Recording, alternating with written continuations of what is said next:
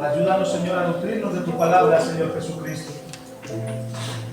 Te pide mi alma, Señor Jesucristo, que vengas ayudándonos a cada uno, Señor Jesucristo.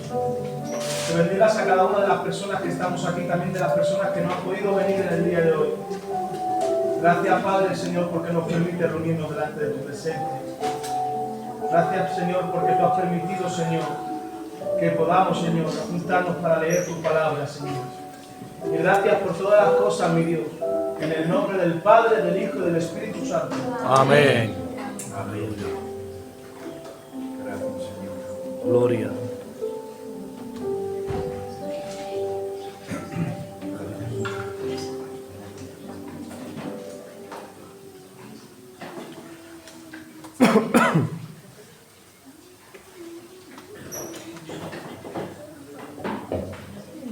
Bueno, pues como ya sabéis, vamos a tratar con el contenido que hay del capítulo 1 al capítulo 3 y un final adicional referente al capítulo 4.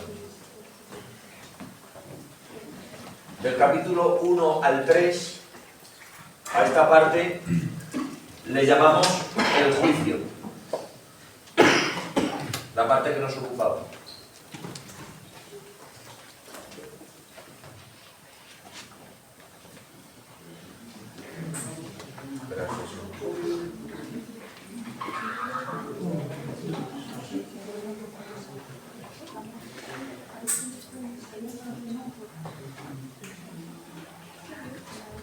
¿Y por qué le llamamos el juicio? Pues ahora, a medida que lo vayamos considerando, lo vamos a ver.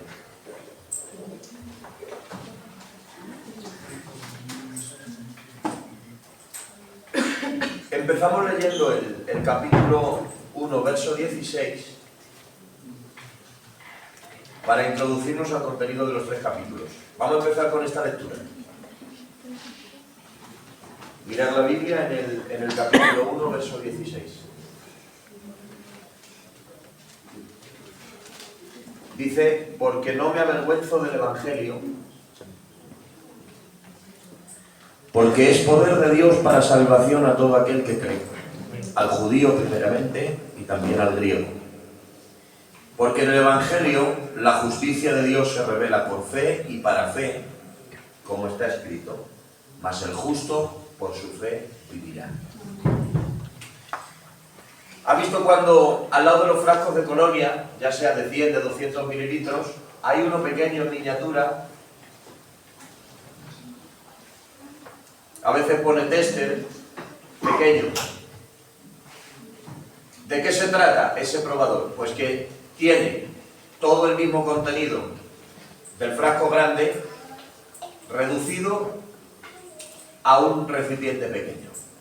¿Por qué? Porque probando, oliendo lo que hay en ese pequeño, sabes lo que hay en todo el resto del frasco grande. Pues esto es el tester de la carta a los romanos. Estos 2 textos que hemos leído, el 16 y el 17, son la muestra de prueba que ya te dice de qué va toda la carta. Aquí está reducido, está comprimido, todo Romanos en este texto. Y las palabras claves son Evangelio, salvación, justicia, revelación y fe. Esas 5 palabras que aparecen en estos 2 textos que hemos leído, en el 16 y en el 17, luego las encuentras a lo largo de todo Romanos.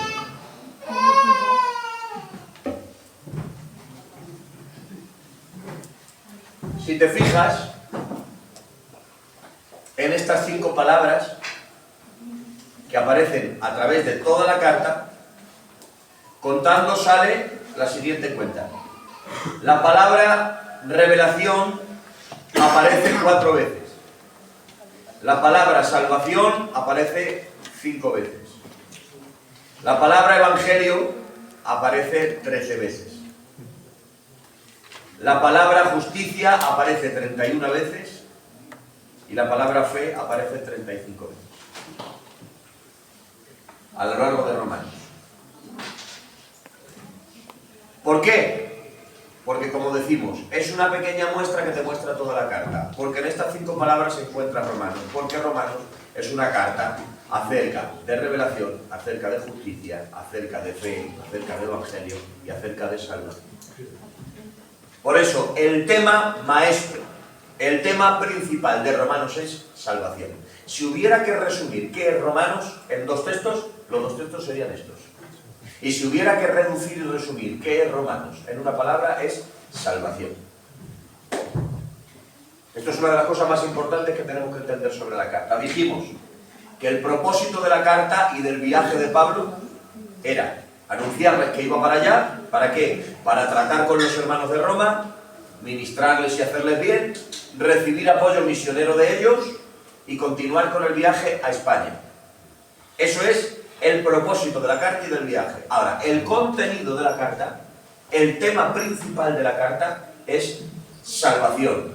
Todo lo que trata tiene que ver con salvación. Entonces, entramos al juicio. ¿Por qué hay que empezar con un juicio? Porque la carta trata sobre salvación. Y para enseñarte acerca de salvación, primero hay que hacerte ver la condenación. Para explicar a un paciente sobre el tratamiento que se le va a poner, hay que explicarle qué enfermedad tiene. Solo alguien que sabe que está enfermo busca al médico. Solo alguien que sabe que está acusado busca a un abogado. Solo el que conoce la necesidad puede buscar la respuesta y la solución. Entonces, como Romanos es una carta sobre salvación, el capítulo 1, el 2 y el 3 trata sobre condenación. Porque no se puede hablar de salvación a alguien que no sabe que está condenado. Te va a preguntar, ¿salvo de qué? ¿De qué hay que ser salvo? Por eso hay que tener una cosa muy presente. Evangelizar no solo es decir a la gente Dios te ama. Es hacerles ver la realidad de que sin Cristo están condenados. Para que viendo esa realidad acudan al que puede solucionar el gran problema de la condenación. Entonces, la carta trata sobre salvación, los primeros 3 capítulos sobre condenación. ¿Qué hace Pablo? Nos toma de la mano y nos lleva al tribunal. Y ahora vamos a imaginar esto de esta manera, representado de esta forma. Para enseñarnos sobre la salvación y en primer lugar sobre la condenación, Pablo nos lleva y nos sienta en un banquillo de los acusados. ¿Vale? Y ahora quiero que te imagines que en el banquillo de los acusados está la humanidad. De todas las razas, colores, religiones, edades, condición social. Aquí está en el banquillo de los acusados la humanidad y estás tú, como parte de la humanidad. Pablo te lleva al banquillo de los acusados y dice, estamos en un juicio y tienes un problema. Por tanto, necesitas un salvador. De modo que, para entrar al tema, empieza en el verso 18, después de la muestra en miniatura que hemos leído, que son el 16 y el 17, ya entra directamente en el tema. Aquí ya no se está presentando, aquí ya no está reduciendo el contenido. Desde el 18, ahora ya ha entrado en materia. Eso es bueno que lo sepáis. Desde el versículo 1 hasta el verso 15, Pablo se está presentando a sí mismo, está presentando su persona y su ministerio, del 1 al 15. En el 16 y en el 17 presenta una muestra en miniatura de su mensaje, un enunciado de lo que va a hablar. Y desde el 18 ya estamos metidos de lleno en el tema de la enseñanza de la carta de Romanos. Entonces, ¿qué hemos hecho? En el 18 ya te has sentado en el banquillo de los acusados y ahora preguntas, ¿por qué estoy aquí? Como los policías, cuando salen en... A menudo en la tele lo dicen más, pero en persona a veces también lo dicen. Cuando te paran la pregunta, ¿sabes por qué le hemos detenido? Esa pregunta. Es decir, ¿sabes qué ley has infringido? La pregunta del policía. Poniendo a prueba tu conocimiento de lo que has hecho, ¿sabe usted qué ley es la que se ha saltado y por lo que le tenemos aquí? Bueno, pues ahora Pablo te sienta en el banquillo de los acusados y te pregunta, ¿sabes por qué estás aquí? ¿Por qué, Pablo? Enséñamelo. Y entonces en el 18 enseña y empieza con la enseñanza más terrorífica del mundo. La amenaza más terrorífica del mundo está en Romanos 1:18. Dice, porque la ira de Dios se revela desde el cielo. contra toda injusticia. Sobre salvación, primero empieza por la condenación. Y para hablar de condenación, ¿de qué empieza hablando? De lo que más miedo da de este universo, que es la ira de Dios. Lo que da miedo no es el diablo. Lo que da miedo no es la muerte. Lo que da miedo no son las catástrofes de este mundo. Lo que de verdad da miedo es esto. Y aquí tengo anotado, las primeras líneas mencionan y abordan el tema más terrorífico que se puede tratar en todo el cosmos, y es la ira de Dios. Ni una catástrofe natural, ni la amenaza de un holocausto nuclear, ni una guerra mundial, ni un inmenso agujero negro que va a devorar la galaxia entera. Nada se compara con esta afirmación. Y la afirmación es: has pecado, eres culpable ante Dios y Él está airado contigo. Ese es el primer mensaje con el que Pablo empieza la carta. Eres pecador y Dios es santo. Por lo tanto, Dios está airado contigo. El ser humano tiene que entender esto. La ira de Dios se revela desde el cielo contra toda injusticia de los hombres. Dios es amor, pero no ha perdido la facultad de airarse por el pecado. Dios es santo y la Biblia dice que es fuego consumidor. Cuando dice que es fuego consumidor, está hablando de un fuego de juicio que consume lo que no le agrada. ¿Por qué me paro aquí este minuto? ¿Por qué recalco esto? Porque a veces hay una versión del amor de Dios deformada, en la que a mucha gente solo le interesa saber que Dios es amor, que Dios nos quiere mucho. Entonces, cuando eso se lleva al extremo y no se tiene en cuenta la justicia de Dios ni su capacidad para airarse, que Dios es intolerante al mal, se hace una imagen deformada de Dios, donde Dios es un ancianito bueno, inofensivo, que solo quiere tener a los nietos en el regazo y que es incapaz de hacer nada a nadie y es inofensivo. Eso es un engaño, porque Dios es bueno pero no es inofensivo. Dios es muy peligroso enfadado. La Biblia dice que delante de su trono huyen el cielo y la tierra y no encuentran lugar donde esconderse. Eso dice la Biblia de él. La Biblia dice que Dios llama la atención al mar y el mar se seca del miedo. Dios es bueno pero no es inofensivo. La ira de Dios se revela desde el cielo contra toda injusticia de los hombres. Entonces ahora el que está sentado en el banquillo de la salud, pero conmigo también está ira, está la persona. Estará airado con los asesinos, con los ladrones, con la mala gente, pero conmigo también. Vamos a preguntarle a la Biblia y sigue hablando mal. Primero, la pavorosa realidad. La ira de Dios se revela desde el cielo. Eres pecador, Dios es santo y por lo tanto está airado contigo. Pregunta el hombre: ¿y yo qué he hecho? Porque es la primera reacción del hombre, justificarse. El sentado en el banquillo pregunta: ¿y yo qué he hecho? Y entonces ahora Pablo, como estamos en un juicio, llama a 3 testigos. Llama a 3 testigos para declarar contra el hombre, para decirle: vas a ver que está claro que eres pecador y que Dios está airado contigo con razón. Demuéstralo, Pablo, y entonces Pablo empieza a llamar testigos. Y el primer testigo que llama para el pecado del hombre es a la creación. Leemos. Verso 19, perdón. Ya hemos hablado en el 18 de la ira de Dios. Ahora en el verso 19, Pablo llama al primer testigo a declarar. El testigo es la creación. Dice: porque lo que de Dios se conoce les es manifiesto, pues Dios se lo manifestó. Allá va. Porque las cosas invisibles de Él, su eterno poder y deidad, se hacen claramente visibles desde la creación del mundo, siendo entendidas por medio de las cosas hechas, de modo, atención, que no tienen excusa.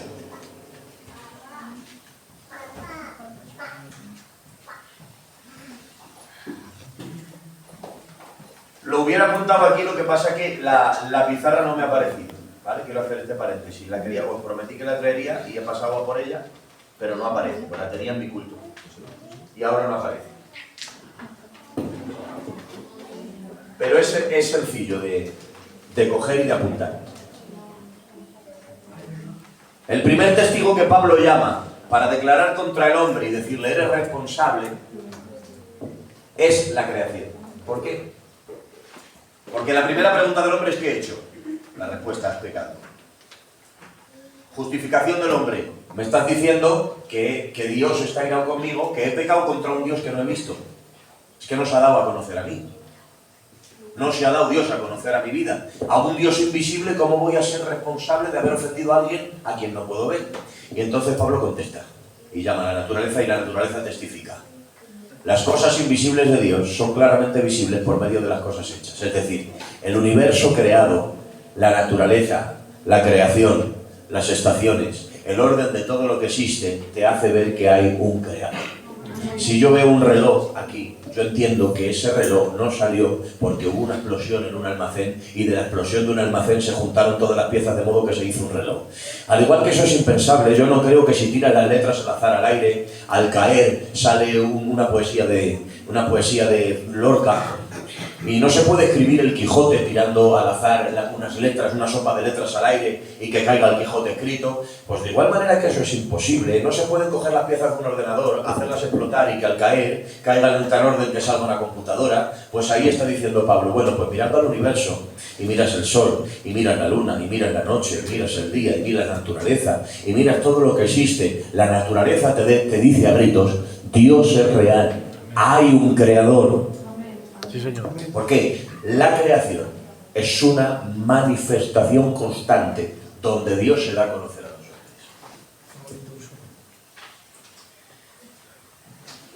Detalles como estos, simplemente, si el Sol estuviese unos metros más cerca de la Tierra quedaba achicharrada. Si el Sol estuviese unos metros más lejos de la Tierra de lo que está, la Tierra quedaría congelada. Algo tan sencillo como eso.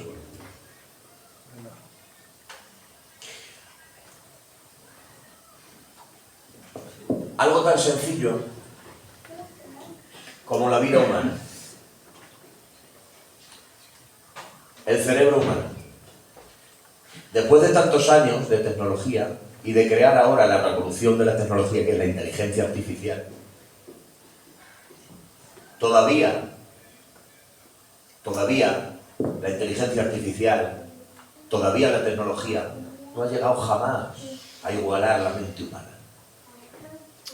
No puede entender un sarcasmo, no puede sentir lo que el hombre siente, no puede intuir lo que el hombre intuye. La tecnología, por muy tecnología que sea, sabe hacer lo que le programan para hacer. No tiene la capacidad que el hombre tiene. El creador, que es el hombre, siempre tendrá más capacidad. Aunque parezca que la tecnología no supera, el cerebro que lo creó siempre tiene más capacidad que la tecnología. Entonces, la creación, las cosas hechas, lo que existe, es algo que dice a gritos que hay un creador. Entonces, la naturaleza llega, testifica y le dice al hombre, yo soy quien te digo, la creación te digo que Dios es real y te lo digo a gritos. Porque el Salmo 19 dice, los cielos cuentan la gloria de Dios. Firmamento anuncia la obra de sus manos. Y un día emite palabra a otro día. Y una noche a otra declara sabiduría. En todo lo que existe puede ver a Dios. Quien no encuentra a Dios es porque no quiere. Entonces llega la creación testifica y le dice, eres responsable, porque yo te testifico constantemente que hay un Dios. Si no lo buscas es porque no quieres. Entonces habla el primer testigo y nos pone como culpables. Hay un montón de físicos, científicos, que dijeron frases como estas a través de lo que existe, como lo que existe nos lleva a Dios. Albert Einstein, una de las mentes más prodigiosas, por no decir la más prodigiosa de la historia, dijo, a través del universo incomprensible se manifiesta una inteligencia superior infinita. Charles Darwin dijo, el argumento máximo de la existencia de Dios es este, que es imposible demostrar y comprender el universo y el hombre como fruto del azar. Es imposible que el universo y el hombre existan como fruto del azar. Esto lo dice Charles Darwin, el padre de la teoría de la evolución. La evolución que toman ahora los ateos para decir que no creen en Dios, y resulta que el padre de la teoría de la evolución creía en Dios. Isaac Newton, el que descubrió la ley de la gravedad, dijo: la admirable disposición y colocación y la armonía del universo no han podido salir de otra manera sino del plan de un ser omnisciente y omnipotente. La creación habla, y quien no quiera ver a Dios en ella es porque no quiere. Y el hombre que no busca a Dios es porque no quiere. Arthur Compton, Nobel de Física, dijo: para mí la fe comienza en comprender que una inteligencia suprema dio ser al universo. El orden e inteligencia del cosmos dan testimonio de la más sublime declaración jamás hecha: en el principio creó Dios. En definitiva, la creación es un testigo que testifica contra el hombre y le dice: yo constantemente testifico de que Dios es real. Si no lo buscas, es porque no quieres. Segundo testigo, la conciencia. También aquí en Romanos. Nos habla la conciencia en el capítulo 2, verso 14. Podéis buscarlo el texto y lo leemos y vamos a ver qué testifica la conciencia contra el hombre.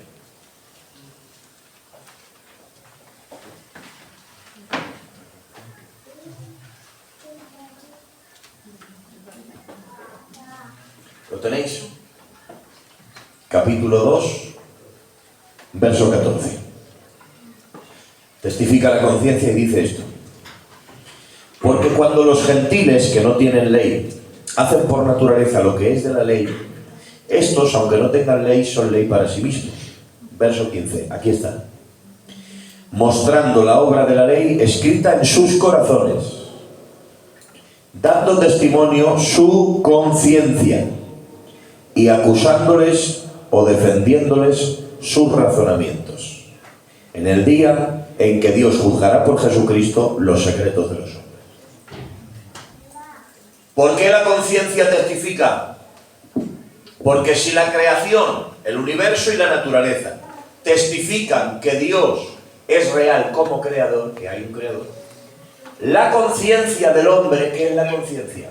La conciencia del ser humano es ese sentido del bien y del mal que hay dentro de ti, sin que nadie te lo diga.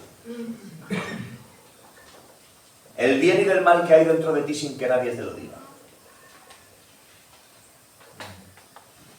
¿Cómo sabe un niño pequeño, al que todavía no le han dicho nada, un bebé que va por la casa empezando a moverse, cuando tira algo y lo rompe, cómo sabe que está mal sin que le hayan dicho nada? Si te fijas, niños chiquilines hacen, deshacen, pero aún sin haberles dicho nada, hay cosas que las hacen y se esconden.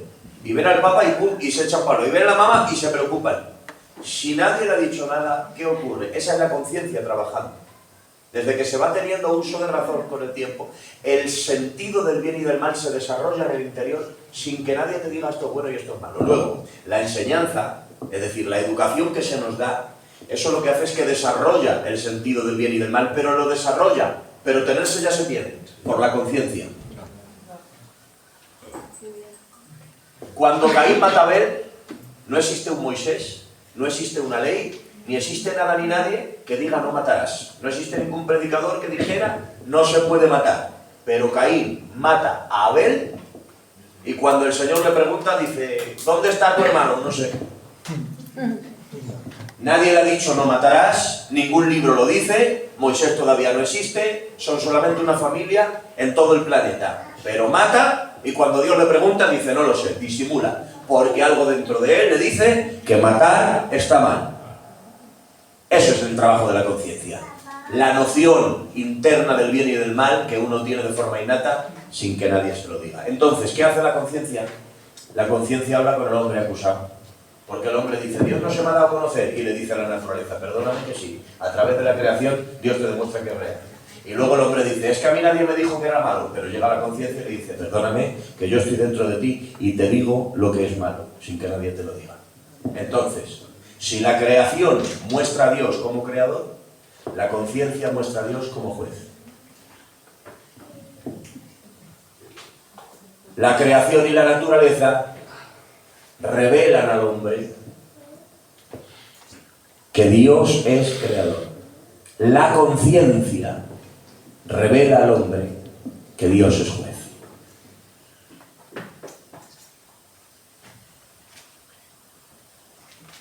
Entonces, ya tenemos dos aspectos. Una, que el hombre tiene testimonio de que Dios existe y es real como creador, y de que Dios es juez que aprueba el bien y desaprueba el mal. Entonces, eso hace que el hombre sea responsable de lo que hace. Y entonces llega el tercer testigo. Cuando llega el tercer testigo también declara contra el hombre. ¿Y quién es?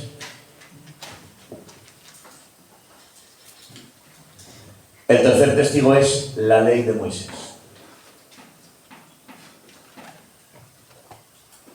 Y aquí ya sí que se pone complicada la cosa. Cuando llega la ley de Moisés, dejando al hombre en evidencia su condición de pecador.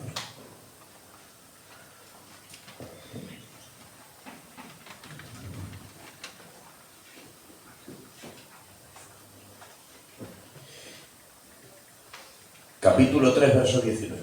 Ahí leemos el testimonio de la ley de Moisés.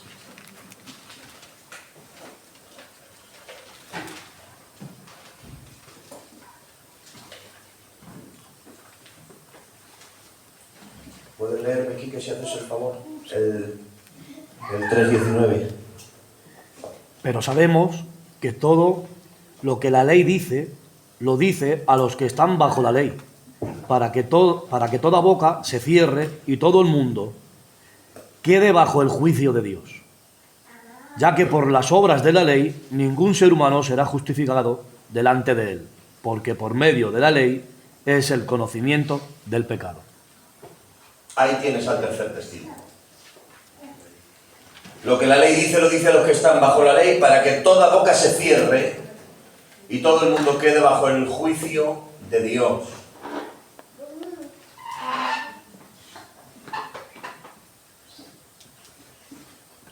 La ley muestra el carácter santo de Dios y la incapacidad espiritual del hombre.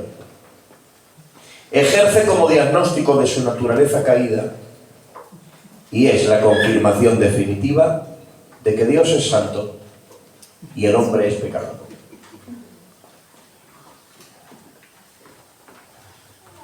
¿Qué es lo que hace la ley? La ley remata y ultima el trabajo que han hecho, por un lado la creación y por otro lado la conciencia. La creación y la conciencia han testificado y han dicho Dios es real y Dios es juez, ¿sí o no? Entonces ahora para rematar la faena llega la ley, porque la ley muestra lo que no muestra la creación y a donde no llega la conciencia. Y entonces la ley de Dios es donde Dios plasma en la ley su naturaleza y muestra y dice, este soy yo, esto es lo que me gusta y esto es lo que quiero.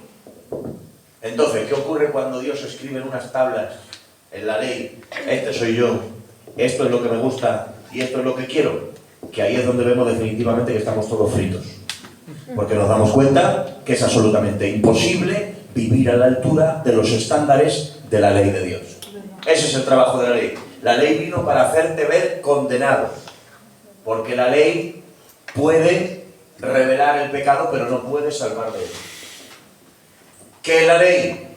La ley es el diagnóstico. La ley es el diagnóstico del pecado, que revela al hombre su condición.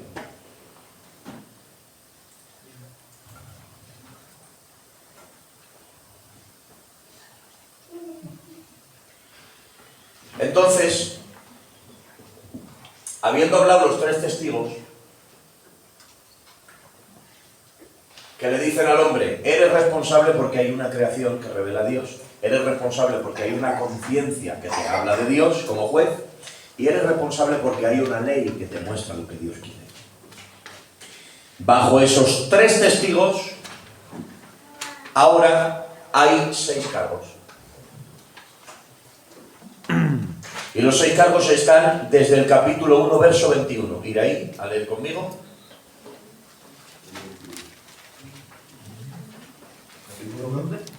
Capítulo 1, verso 21. Capítulo 1, verso 21. Ya han aparecido los 3 testigos y ahora van a testificar lo que han visto hacer al hombre. Y dice: pues habiendo conocido a Dios, no le glorificaron como a Dios ni le dieron gracias, sino que se envanecieron en sus razonamientos y su necio corazón fue entenebrecido. Profesando ser sabios se hicieron necios. Cambiaron la gloria del Dios incorruptible en semejanza de imagen de hombre corruptible, de aves, de cuadrúpedos y de reptiles. ¿Te has dado cuenta que en el 21, 22 y 23 hay 6 cargos contra el hombre? Teniendo en cuenta que esto es un juicio, en esos 3 capítulos hay 6 cargos que le dicen al hombre lo que ha hecho a los ojos de Dios y por qué Dios está airado con él. Ahora léelo bajo la visión de este bosquejo. Los cargos son los siguientes. Cargo 1. Habiendo conocido a Dios, no le glorificaron como a Dios. Cargo 2. Se envanecieron en sus propios razonamientos.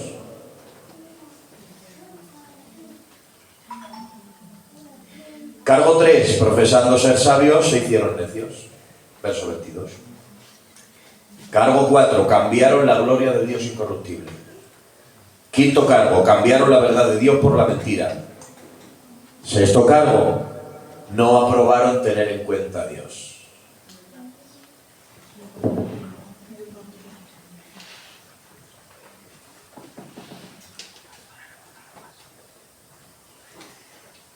Estos cargos están sobre el hombre, pesan sobre el hombre. El ser culpable de todo esto. De haber conocido a Dios y no haberle glorificado como a Dios, de envanecerse en sus propios razonamientos, de profesar sabio y hacerse necio, de cambiar la gloria del Dios incorruptible, cambiar la verdad de Dios por la mentira y no aprobar tener en cuenta a Dios. Los 3 testigos hablan y le dicen: esto has hecho, ser humano. Debido a esta actitud por parte del ser humano, ¿qué ocurre? Que hay un proceso de depravación moral y espiritual. Y el hombre empeora su condición. Hemos visto al hombre, hasta ahora hemos visto al hombre empezando a pecar. Pero ahora, desde el verso 24, encontramos 3 fases de depravación. Esto es importante. Hay 3 fases de depravación humana en el capítulo 1 que Pablo muestra.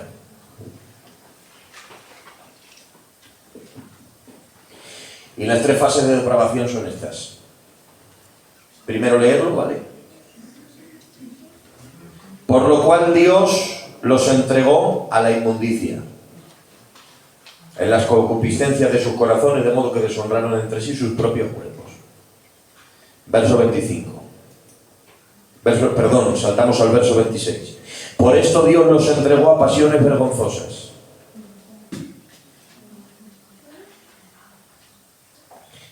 Verso 28. Y como ellos no aprobaron tener en cuenta a Dios, Dios los entregó a una mente reprobada para hacer cosas que no convienen. Las 3 fases de depravación. ¿Os habéis dado cuenta? Primero le dice los 6 cargos de lo que el hombre ha hecho en su rebelión contra Dios, y ahora viene la consecuencia, porque rebelarse contra Dios, actuar independiente a Dios, siempre tiene consecuencias. Y si os fijáis, uniendo el verso 24, el 26 y el 28, aparece una frase que se repite. ¿Os habéis dado cuenta cuál es? Dios los entregó, esa es. Esa es la frase que se repite en los 3 textos que hemos leído. En los 3 dice: Dios los entregó. ¿Estáis bien? ¿Estáis aquí aún? Sí. Gozando. Verso 24, verso 26 y verso 28, verás que se repite. Dios los entregó. ¿Qué te está mostrando Pablo aquí? Los 3 escalones que ha bajado el hombre en su depravación por causa del pecado. 3 fases de depravación. ¿Y a qué les entrega? Primero, 24, los entregó a la inmundicia. 26, los entregó a pasiones vergonzosas. 28, los entregó a una mente reprobada. Estos son 3 fases distintas. La primera, los entregó a la inmundicia. Esto es una desgracia terrible. Cuando el hombre no tiene en cuenta a Dios, cuando no hay gobierno de Dios en una vida, todo se estropea. Todo lo que el pecado toca lo estropea. Sí, señor. Cuando dice Dios los entregó a, está diciendo que Dios levantó la mano. Levantó la mano y permitió que la destrucción entrase. Los entregó a la inmundicia. Entonces, la mente y el corazón del hombre se empiezan a deformar. Los entregó a la inmundicia. ¿Inmundicia qué significa? Inmundicia significa suciedad.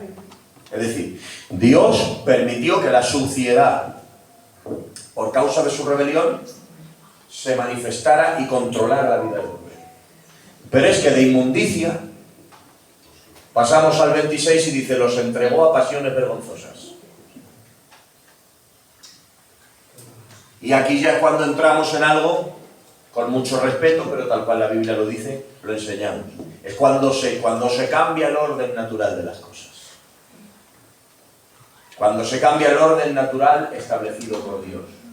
Dios crea al hombre para amar a la mujer para amar al hombre, pero cuando el hombre no tiene el gobierno de Dios, cuando no quiere tener en cuenta a Dios, cuando da paso a las tinieblas en su vida, cuando Dios levanta la barrera de protección, le entrega al hombre y permite que el hombre tenga la destrucción que quiere.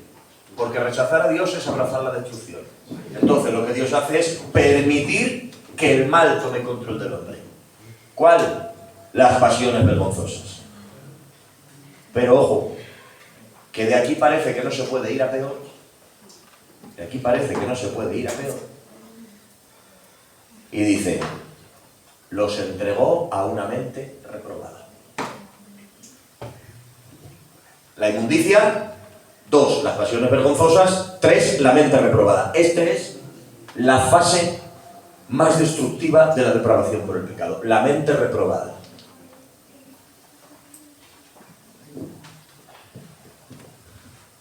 ¿Y qué es una mente reprobada? Es una mente, atención, una mente reprobada es una mente que pierde por completo la capacidad de discernir y de elegir el bien y de distinguir lo bueno de lo malo. No hace falta describirlo mucho. Miramos un poquito cómo está ahora la sociedad.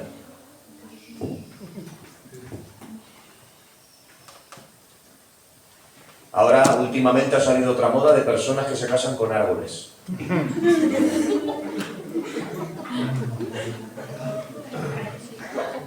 Se casan con árboles, señores.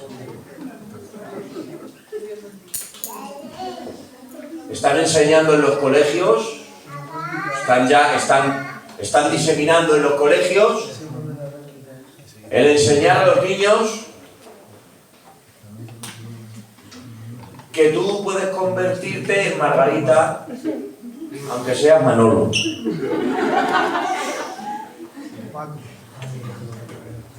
Que puede elegir lo que quiera ser. Ojo, cómo Satanás está tomando control de la educación. Una mente reprobada. Luego hay otro vecino que se siente un gato y maulla como un gato y hace los gestos de gato para que le cuide y para que esto y ahí está. ¿Qué es un gato? Otro caso, uno que oficialmente que se declara que es una niña de 5 años. Que ahora él es una niña de 5 años, ha puesto nombre de niña, ha dejado su trabajo, todo lo que tenía, se viste de bebé y ahora es una niña de 5 años. Le ves al señor, calvo con 100 y pico kilos, vestido de bebé, que dice que es una niña. ¿Le puede dar algo?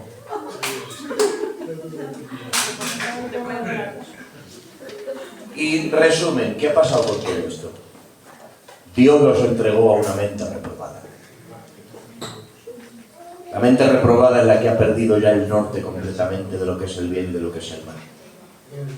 Y aquí, que gracias a Dios que estamos en el Señor, pero este es el aviso que le toca oír al que no le da mucho valor al gobierno de Dios en su vida. Porque cuando llegamos a esta depravación, esto es muy importante, ¿eh? Estamos ahora dando una parte de la antropología que se llama amartiología, la doctrina del pecado, cómo el pecado deteriora la naturaleza del ser humano. Hay gente que se cree que por la cultura, que por la familia, que por el ser calos, estamos completamente a salvo de la depravación del mundo. Pero ya el tiempo nos está demostrando que lo que creíamos que era impensable en nuestro pueblo, ahora ya es una realidad en nuestro pueblo. Y espérate 20 años que ahora todavía nos sorprendemos. Todavía. Pero ¿no te has dado cuenta que aparecen en las redes sociales y que hay muchos calos que le felicitan? Ya hay parejas antinaturales gitanas que se publicitan en las redes sociales y dicen que se han casado, y así de gitanos, diciéndoles Dios os bendiga. Y le desean la bendición de Dios.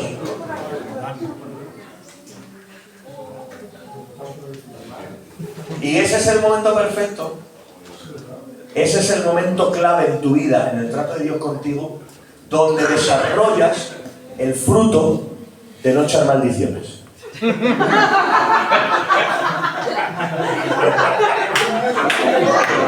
¿Sí o no? Ese es el desafío clave. Si tú apruebas ahí, esa materia la tienes completamente aprobada. Has tomado dominio de tu boca y has vencido.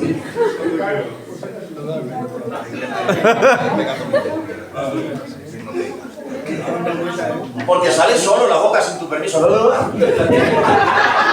Y traerla de tu y tomar dominio. Por eso Santiago dice que el que domina la lengua puede dominarlo todo.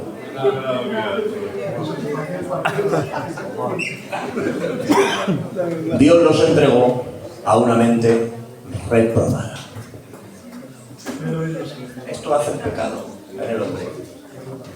Los entregó a la inmundicia, los entregó a pasiones vergonzosas y los entregó a una mente reprobada.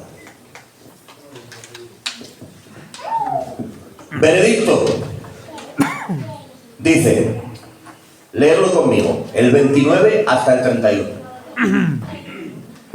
¿Cuál es el último retrato ya en este juicio que Pablo deja acerca del hombre? ¿Qué versos?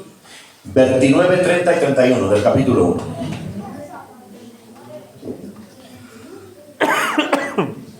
¿Lo tenéis? Lo leemos juntos. Después de esos 3 grados de depravación, ahora ya describe en unas últimas líneas para resumir lo que es el hombre sin el gobierno de Dios. Y dice Pablo, estando atestados de toda injusticia, fornicación, perversidad, avaricia, maldad, llenos de envidia, homicidios, contiendas, engaños y malignidades, murmuradores, detractores, aborrecedores de Dios, injuriosos, soberbios, altivos, inventores de males, desobedientes a los padres, necios, desleales, sin afecto natural, implacables, sin misericordia, quienes habiendo entendido el juicio de Dios, sabiendo que los que practican esas cosas son dignos de muerte, no solo las hacen, sino que también se complacen con los que las practican.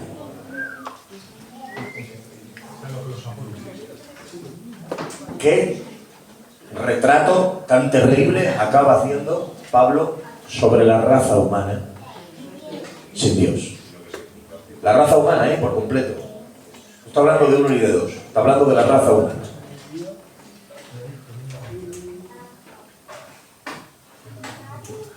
Ya hemos sentado al acusado, que es el hombre. Ya ha hablado la creación, ha hablado la conciencia y ha hablado la ley. Ya han puesto sobre el hombre 6 cargos, los que hemos citado. Ya ha manifestado la Biblia los 3 grados de depravación del hombre. Entonces,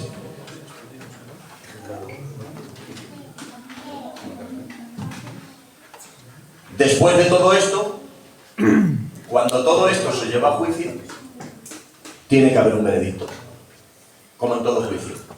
Ahora el juez, que es Dios, recoge todo este testimonio, todo lo que acabamos de citar. Recoge este testimonio y el Señor lo examina. Entonces ahora vamos al capítulo 2. ¿Por qué al capítulo 2? Escuchadme esto primero antes de leer. Porque hasta ahora hemos visto al acusado y han hablado los testigos. Pero ahora, habiendo escuchado Dios a los testigos, viendo la situación del acusado en el capítulo 1, ahora en el capítulo 2 se va a pronunciar el juez. ¿Vale? En el capítulo 1 se examina al culpable. En el capítulo 2 responde el juez. Y cuando responde el juez dice, versículo 1 del capítulo 2. Léelo, ir a la Biblia. Primero leemos. Capítulo 2, verso 1.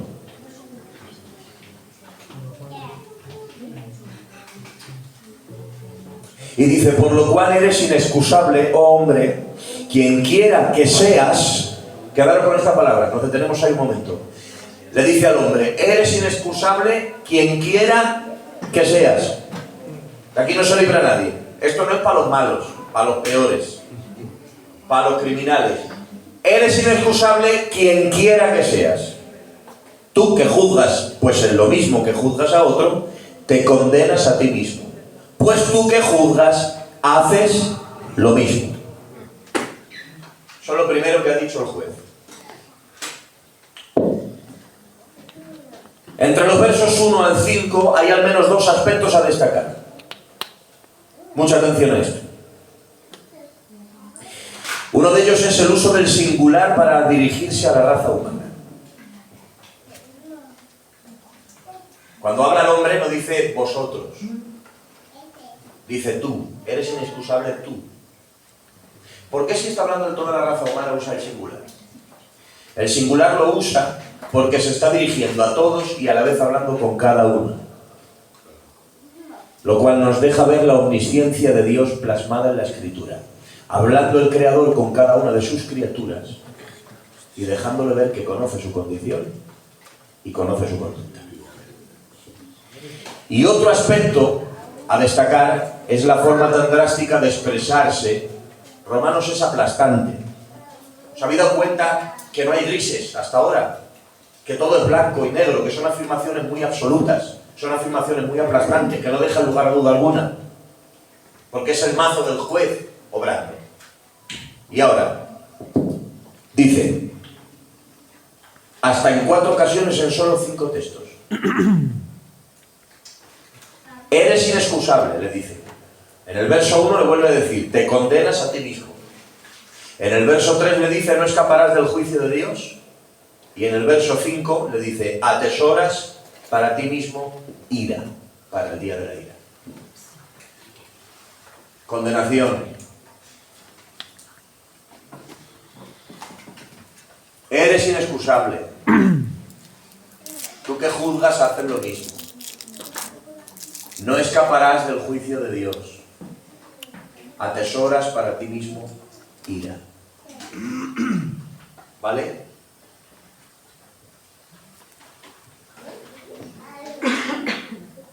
La respuesta del juez no puede ser más aplastante. Ante lo que el juez tiene en la mano, lo que hace es que no lo deja escapar. Está ahí sentado y le dice Dios: eres inexcusable. 2, te condenas a ti mismo. 3, no escaparás del juicio de Dios. Y 4, atesoras para ti mismo ira para el día de la ira. ¿Os habéis dado cuenta esta última frase? ¿Qué pánico da, por así decirlo?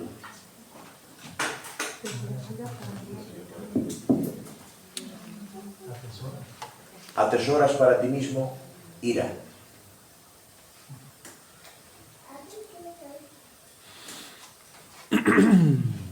¿Por qué digo que esto da pánico?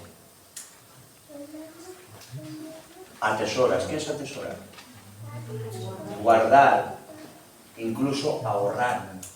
Es un ahorro de algo que va subiendo. Metes ahora 100, metes ahora 100, metes 500, es algo que se va atesorando, que se va guardando y va yendo a más.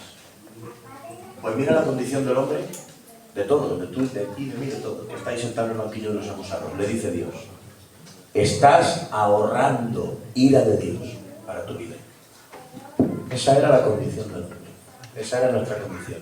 Teníamos una cuenta de ahorros donde estábamos ahorrando ira de Dios para que nuestra destrucción fuese cada vez más cierta.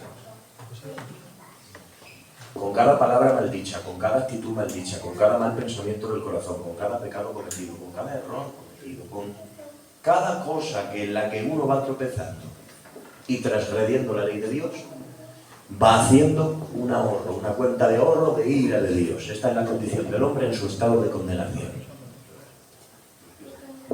A gozar, hijo, el amor, ahorrando ira de Dios.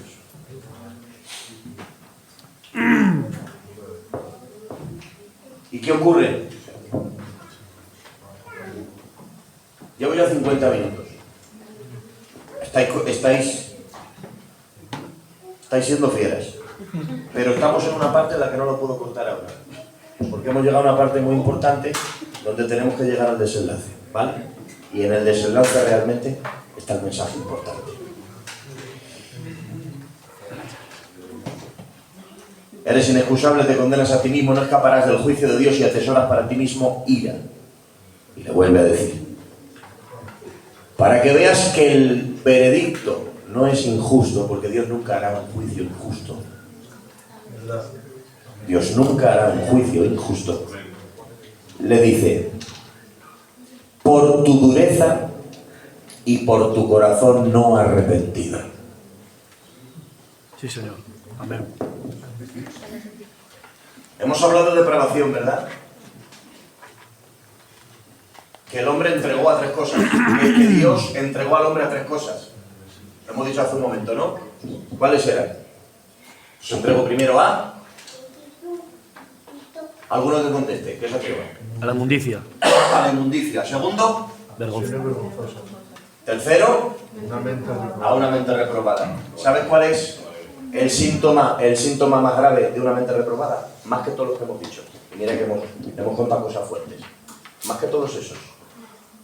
Más que el que se casa con el árbol todavía. El síntoma más grave de la mente reprobada es este, el del verso 5. Dice: por tu corazón no arrepentido. Sí, Señor. Aquí es donde se demuestra totalmente una mente reprobada. Un corazón que ama a Dios puede tropezar, puede caer, puede fallar, puede pecar, puede tener épocas malas, pero en su interior se despierta la necesidad de ponerse en paz con Dios a través del arrepentimiento. Un corazón y una mente reprobada es cuando ya se pierde el instinto del arrepentimiento, cuando se pierde todo eso. Por tu corazón no arrepentido. Señor bendito, esto es fuerte, ¿eh? Cuando la mente se reprueba, se llega al corazón no arrepentido. Me da cosa hablar esto, pero como va con el tema, quiero que lo toméis como un ejemplo de enseñanza. Me quiero centrar más en eso que en la lacha que pueda dar, sino en la enseñanza que es, porque viene justamente al tema, lo que es una mente reprobada y un corazón no arrepentido. Me vi con un hombre fuera de Madrid que llevaba años viviendo con una mujer que no era la suya. Me lo encuentro, está allí en el culto, y lo saludo, de esto que no sabes cómo estás. Le he conocido siendo, no siendo cualquiera, en el Señor, siendo una potencia. Y le digo, ¿cómo estás? Y dice, muy bien, acercándome lo que puedo al Señor, y estoy escribiendo un comentario al libro de Hebreos.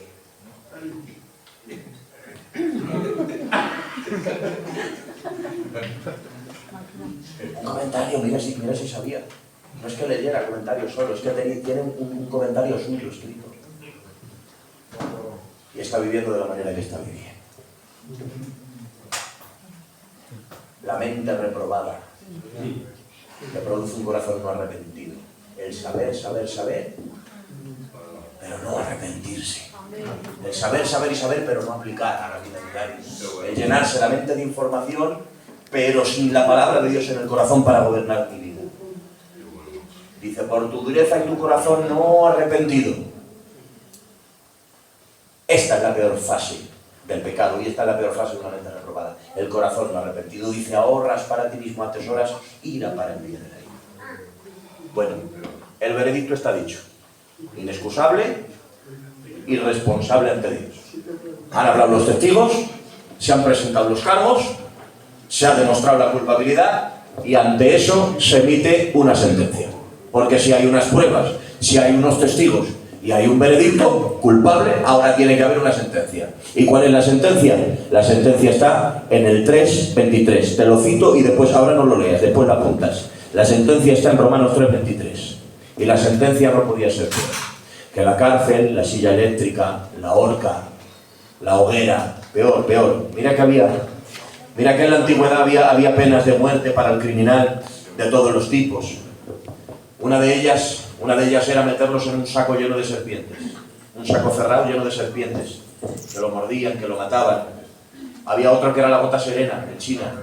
Que lo ponían debajo de una gotera que iba cayendo agua hasta que el agua perforaba la piel, perforaba el hueso, perforaba todo y cuando ya tocaba el cerebro, mataba a la persona por el contacto con el agua. Imagínate lo que tiene que pasar para que llegara a esa muerte. Pues peor que todas estas, peor que la gota serena, que la silla eléctrica, que la horca, que todas. La sentencia es la peor de todas, peor que la cámara de gas, peor que la inyección letal. Romanos 3:23, la sentencia es esta, agárrate.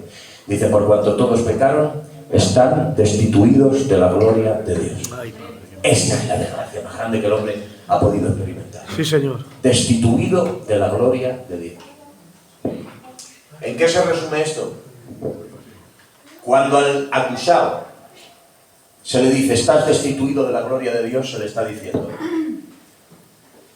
jamás podrás llamar a Dios Padre. Ay, Dios. Cuando tengas un problema, jamás le podrás pedir ayuda. No tienes derecho a nada que venga de parte de Dios. Esto es lo que está diciendo la destitución de la gloria de Dios. Está diciendo, no podrás hablar con Él y que te oiga. Porque tu condición de pecador te lo impide, porque Él es santo y no puede tener contacto con tu pecado. Se le está diciendo, para siempre, acusado como eres culpable, no vas a tener contacto con la presencia de Dios jamás. Esta es la sentencia por el pecado. La peor que podía existir. Lo peor del infierno no es el fuego, no es el gusano que nunca muere, ni el fuego que nunca se apaga. Es un eterno no contacto con Dios. Destituido de la presencia del Señor y de la gloria de su poder. Esta es la sentencia. Y aquí está el pobrecito del acusado, sentado.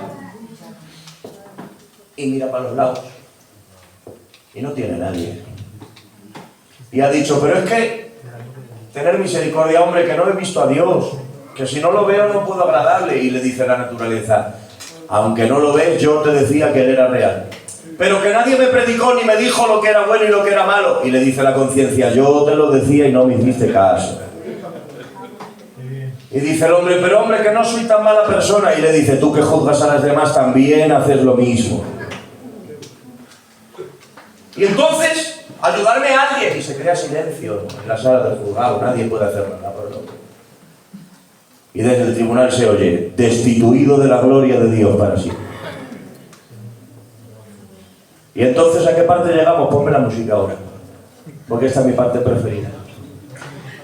Como estamos en un juicio,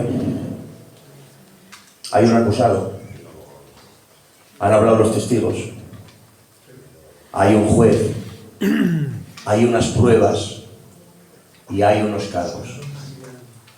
Pero ahora, a partir del capítulo 4, el que aparece es el abogado.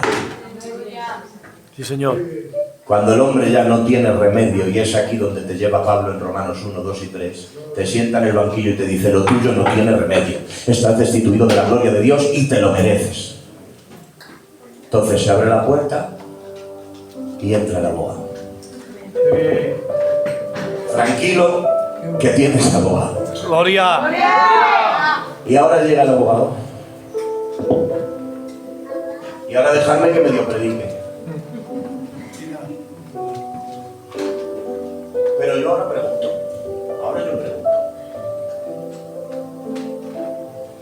Por muy buen abogado que sea, ¿cómo se puede defender a un condenado como este que tenemos aquí?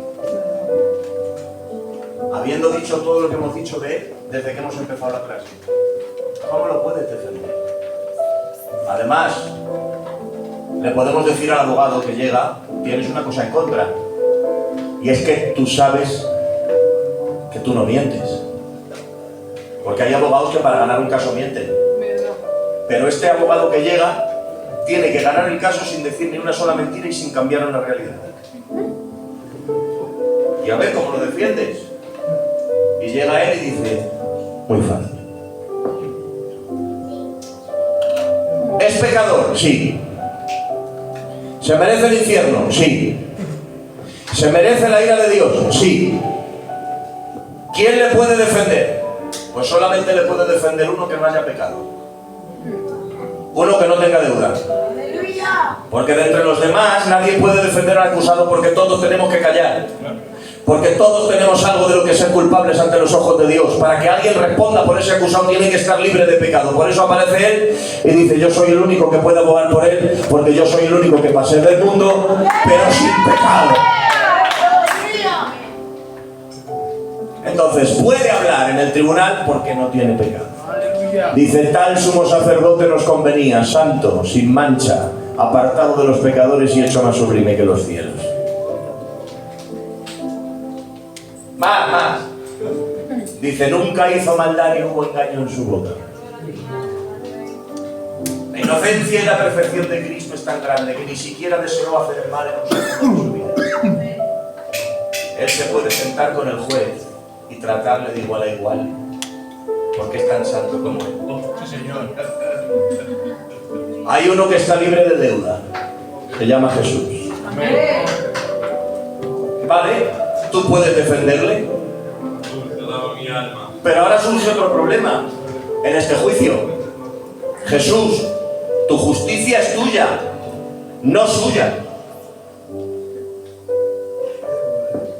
Tu justicia y tu obediencia son tuyas con tu recompensa. Por eso tú entraste al cielo por derecho. Porque Jesús es el único hombre que entró al cielo por derecho. No entró por gracia.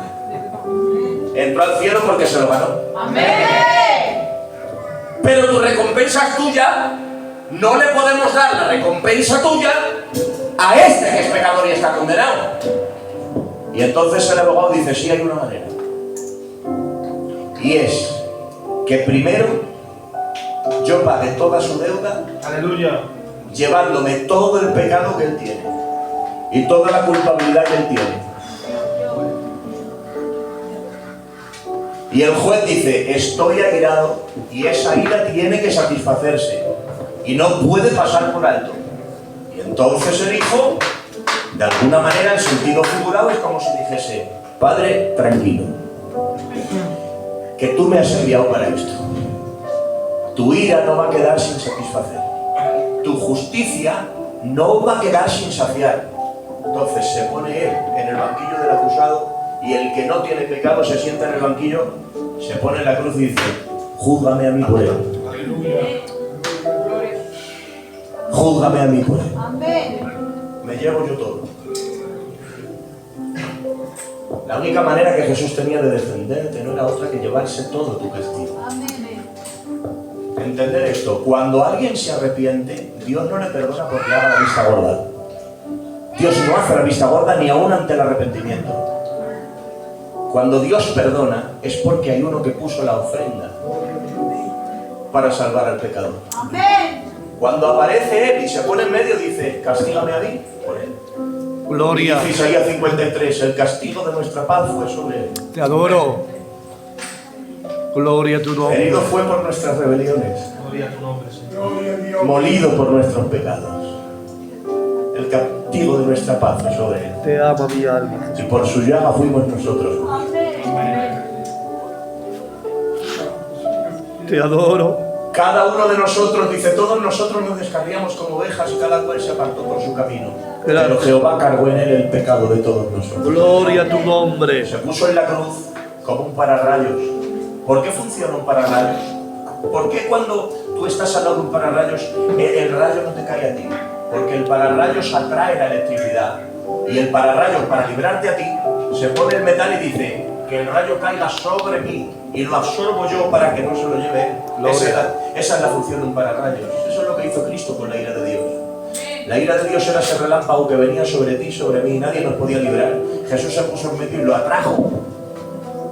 Él es el único hombre que ha reclamado la ira de Dios para él. Sí, Señor. Los hombres reclamamos el perdón, reclamamos la misericordia. Jesús nunca tuvo nada por lo que pedir perdón. Entonces lo que él hizo fue reclamar la ira de Dios sobre él. Aquí estoy, castígame a mí. Trátame con tu justicia. Te adoro. Derrama tu ira sobre mí. Gloria a tu Para que nombre. no se lo lleve. Entonces, cuando él presenta esto en el juicio, entonces Pablo nos habla y nos dice 3:27, ¿dónde pues está la jactancia? Queda excluida. ¿Por qué ley? ¿Por la de las obras? Perdón, verso 21.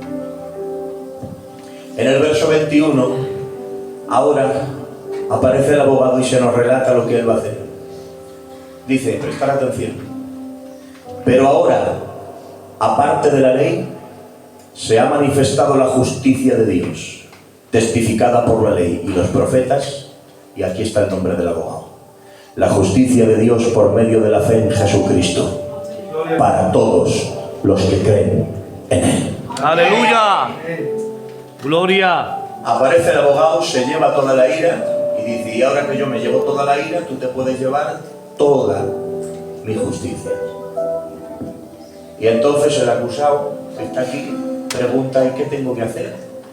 Porque un abogado, cuanto más bueno sea, más cobrará. Y entonces, ante tales servicios, le pregunta el acusado al abogado, ¿y qué te tengo que pagar? ¿Qué te tengo que pagar? Y dice el verso 22, la justicia de Dios por medio de la fe en Jesucristo, para todos los que creen en Él. Verso 24, siendo justificados gratuitamente por su gracia, mediante la redención que es en Cristo Jesús. Gloria a tu nombre, Señor. Sí, Señor. Señor, ¿y qué te debo? Gratuito. Aleluya.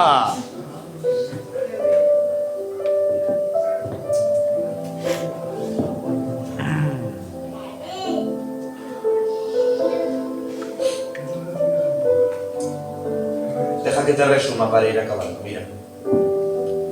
Romanos, del 1 al 3, primero nos lleva a una condenación sin remedio, para después en el 4 llevarnos a una salvación sin mérito. Precioso. Sí, Señor.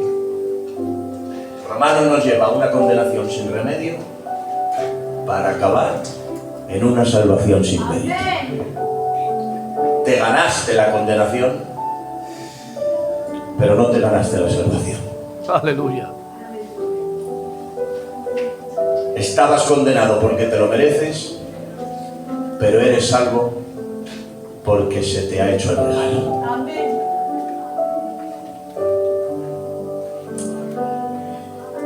Después de entender que no hay justo ni a uno, que no hay quien busque a Dios, que no hay nadie que se lo merezca, aparece Jesús y dice: jamás nadie que se salve será por él mismo. Todo el que se salve será por medio de mí. Amén.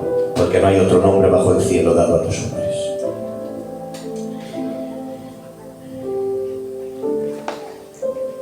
Entonces, para acabar, acabo con tres palabras que utiliza aquí el apóstol Pablo como los tesoros de esta salvación. Y dice lo siguiente: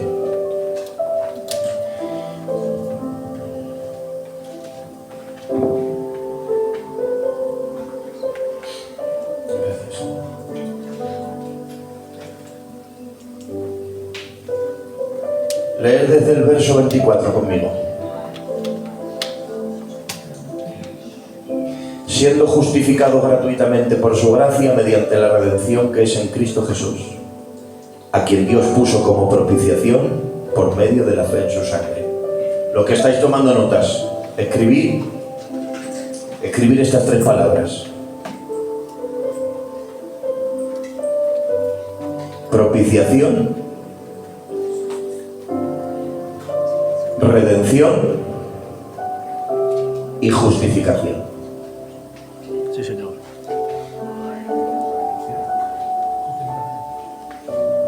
Propiciación, redención y justificación.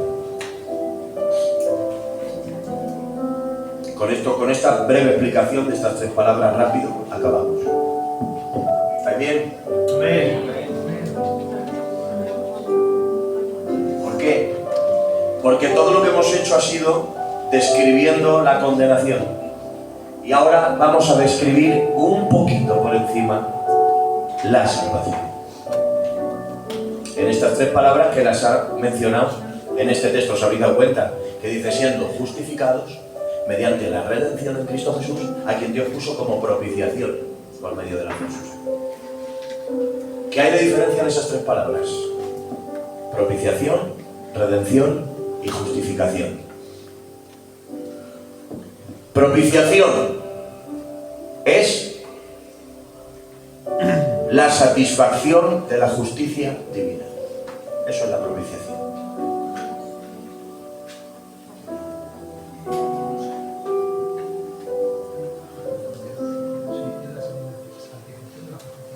La satisfacción de la justicia divina. ¿A qué nos referimos con eso? Que la justicia divina demanda una sangre inocente. Y dice Jesús: aquí está. La justicia divina demanda una vida obediente. Y dice Jesús: aquí está. ¿Entiendes? Hay dos cosas que demanda la justicia divina. Una es una vida obediente. Y si por lo menos no hay una vida obediente, que haya un sacrificio perfecto. Entonces llega Jesús y dice: Padre, yo soy la vida obediente y soy el sacrificio perfecto. Eso es propiciación. La justicia de Dios siendo satisfecha. Segunda palabra: redención. ¿La redención de qué trata? La redención trata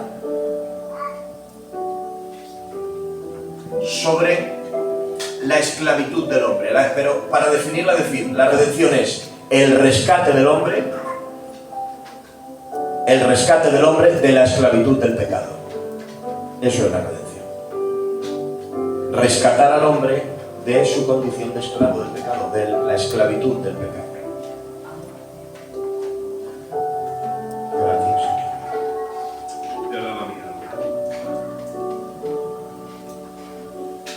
¿Por qué? Porque hay dos problemas del pecado. Uno, que el pecado ofende a Dios. Y otro problema es que el pecado esclaviza al hombre. Entonces, como el pecado ofende a Dios, la solución es la propiciación, para que Dios deje de estar ofendido por el pecado. Segundo problema que esclaviza al hombre.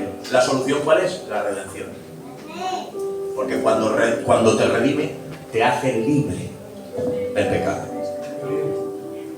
Ya no eres esclavo del pecado. Escúchame, quédate con esto. Lo dice la Biblia, que no miente ni se equivoca. No eres esclavo del pecado. No tienes por qué vivir cayendo en lo mismo, esclavizado en lo mismo, ni sometido a estar en la misma condición. Tú eres libre en Cristo para agradar a Dios, para crecer y para vivir en la voluntad de Dios. ¿Por qué? Porque has sido redimido. Esto es ser redimido. Ser redimido no solo es ser perdonado, es dejar de ser esclavo. Muy bien. Y justificación. La tercera palabra, los que estáis escribiendo, escribir y con esto terminamos. Justificación. ¿Qué es la justificación? Es ser declarados justos, ponerlo, ser declarados justos ante Dios. Ahí está. Por la aplicación, por la aplicación de la justicia de Jesús.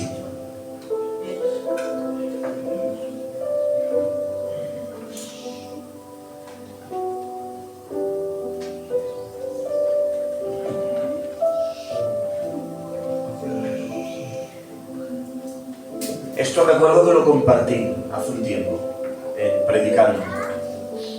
Algunos acordaréis. La justificación consiste en que el Señor dice: lo que mereces tú me lo llevo yo, y ahora lo que merezco yo te lo doy a ti. ¿Qué hace Jesús? En la cruz se lleva tu pecado para que ahora en el trono de la gracia tú te lleves su justicia. Eso es justificación. Esos son los tres grandes beneficios de la salvación: la propiciación de que la justicia de Dios sea satisfecha, la redención para que no seas esclavo del pecado, y la justificación para que seas declarado justo ante Dios. En pocas palabras, ¿qué es? Justificación es que cuando el Padre te mira, ve a Cristo en ti. Cuando el Padre te mira, ve a Jesús, entonces dice: todo bien. Es el heredero del cielo, es el heredero de la salvación, y recibe todo lo que es mío para mis hijos, lo recibe. ¿Por qué? Si soy un desgraciado, si caigo, si peco, si no doy la talla, porque estoy viendo a mi Hijo Jesucristo en ti, porque no lo hago por lo que tú mereces, sino por lo que Él merece. Amén. Lo que Él merece lo aplico sobre ti, porque has sido justificado. Y este es el resultado del juicio. El resultado del juicio es que el condenado acaba siendo justificado por el abogado defensor, que tomó su lugar para recibir su castigo, y luego le presta su justicia para poder estar ante el Padre. Aleluya. Vamos a dar gracias al Señor. Gloria.